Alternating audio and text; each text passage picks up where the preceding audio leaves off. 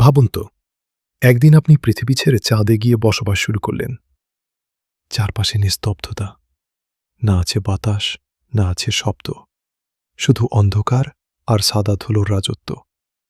কিন্তু প্রশ্ন হল, চাঁদে থাকলে আপনার শরীর কি আগের মতোই থাকবে, নাকি আপনি ধীরে ধীরে মানুষ থেকে অন্য কিছুতে রূপ নেবেন?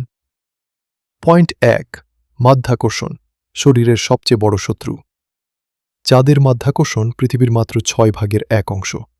মানে, আপনি যদি পৃথিবীতে 60 কেজি হন, চাঁদে আপনার ওজন হবে মাত্র 10 কেজির মতো। শুনতে ভালো লাগছে, কিন্তু বাস্তবটা ভয়ঙ্কর। নাসার গবেষণায় দেখা গেছে, কম গ্র্যাভিটির কারণে মানুষের মাসল বা পেশি ধীরে ধীরে ক্ষয় হতে শুরু করে। প্রতিদিন যদি এক্সারসাইজ না করেন, আপনার শরীর দুর্বল হয়ে যাবে। শুধু তাই না, হাড়ের ঘনত্ব প্রতি মাসে 1% পর্যন্ত কমে যেতে পারে। মানে, একসময় আপনার হাড় এতটাই ভঙ্গুর হয়ে যাবে যে হালকা আঘাতেই ভেঙে যেতে পারে। পয়েন্ট 2, রক্ত সঞ্চালন ও মুখের অদ্ভুত পরিবর্তন। চাঁদে গ্র্যাভিটি কম হওয়ায় আপনার শরীরের রক্ত নিচে নামতে পারবে না ঠিকমতো। ফলে কি হবে? রক্ত জমা হবে মাথার দিকে, আপনার মুখ ফুলে উঠবে, চোখে চাপ বাড়বে, দৃষ্টিশক্তি দুর্বল হয়ে যেতে পারে। নাসা এটাকে বলে স্পেস ফেস সিন্ড্রোম। আপনার চেহারা হয়ে যাবে একেবারে অন্যরকম। পয়েন্ট 3, ঘুম, এক অজানা যুদ্ধ। চাঁদে একদিন সমান পৃথিবীর প্রায় 29 দিন। মানে 14 দিন শুধু দিন, 14 দিন শুধু রাত। আপনার শরীরের বায়োলজিক্যাল ক্লক পুরোপুরি নষ্ট হয়ে যাবে।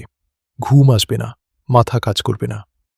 দীর্ঘমেয়াদে এটা মানসিক সমস্যা, ডিপ্রেশন, এমনকি হ্যালুসিনেশন পর্যন্ত তৈরি করতে পারে।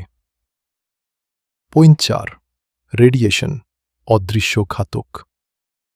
পৃথিবীকে সূর্যের ক্ষতিকর রেডিয়েশন থেকে রক্ষা করে আমাদের বায়ুমণ্ডল, কিন্তু চাঁদে কোনো বায়ুমণ্ডল নেই, কোনো ম্যাগনেটিক ফিল্ড নেই। ফলে আপনি সরাসরি মহাজাগতিক রেডিয়েশনের মুখোমুখি। এতে হতে পারে ক্যান্সার, ডিএনএ ড্যামেজ, দ্রুত বার্ধক্য। কিছু বিজ্ঞানী বলছেন, চাঁদে দীর্ঘদিন থাকলে মানুষের জিনেও স্থায়ী পরিবর্তন হতে পারে। পয়েন্ট 5, রহস্যময় পরিবর্তন, মানুষ কি অন্য কিছু হয়ে যাবে? এবার আসল প্রশ্ন, যদি মানুষ বছরের পর বছর চাঁদে থাকে, তাহলে কি আমরা আগের মতো মানুষই থাকব? কিছু থিওরি বলছে, কম গ্র্যাভিটি প্লাস রেডিয়েশন প্লাস আলাদা পরিবেশ, মানুষের শরীর ধীরে ধীরে নতুনভাবে অ্যাডাপ্ট হবে। হয়তো ভবিষ্যতে চাঁদের মানুষদের হবে লম্বা শরীর, পাতলা হাড়, বড় চোখ। শুনতে কি সায়েন্স ফিকশন লাগছে? কিন্তু এটাই হয়তো ভবিষ্যতের বাস্তবতা।